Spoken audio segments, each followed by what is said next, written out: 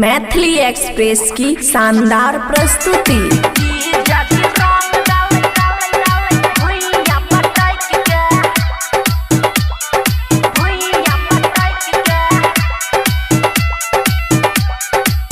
माया recording studio Rajanpur. जी जाजी रंग डाले भुइया पटाई के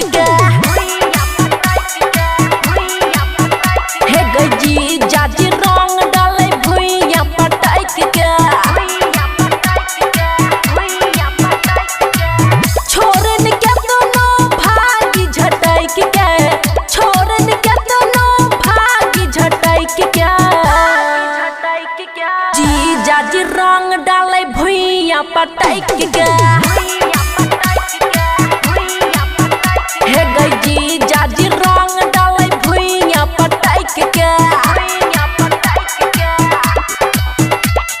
अक्कर बक्कर बम्बे बोल 80-90 पूरे 100 मिला का धागा चोली में रंग डाला। डीजे सुमित सतीश रैमा सुमित सतीश रैमा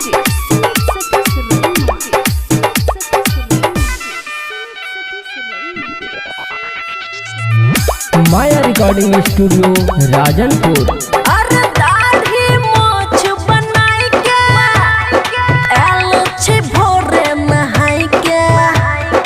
एहन जगहिया रंगाइयो भागै छी हम लजाई के अरे दाढ़ी मोछ बनाई के एल छे भोरे नहाई के एहन जगहिया रंगाइयो भागै छी हम लजाई के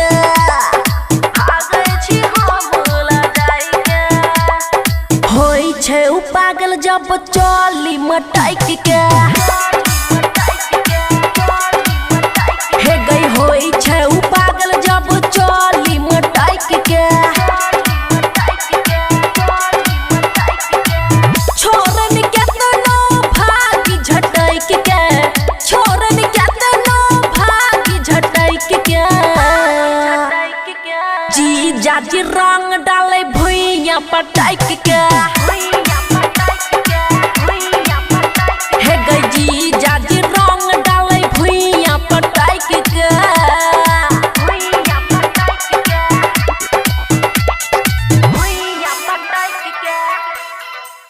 जी जाजी रंग डाले भुइया पटाइक के डीजे सुमित सतीश रैमा सुमित सतीश रैमा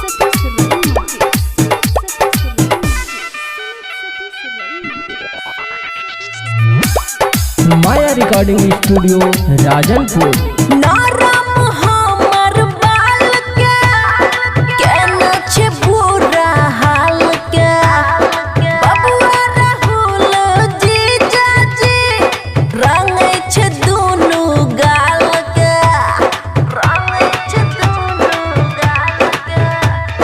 नरम हमर बाल के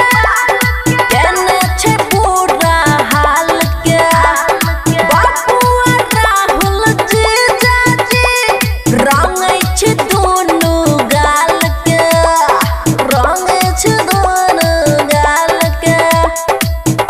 मन अक्की से हो डालै छै लटाइक के हे गई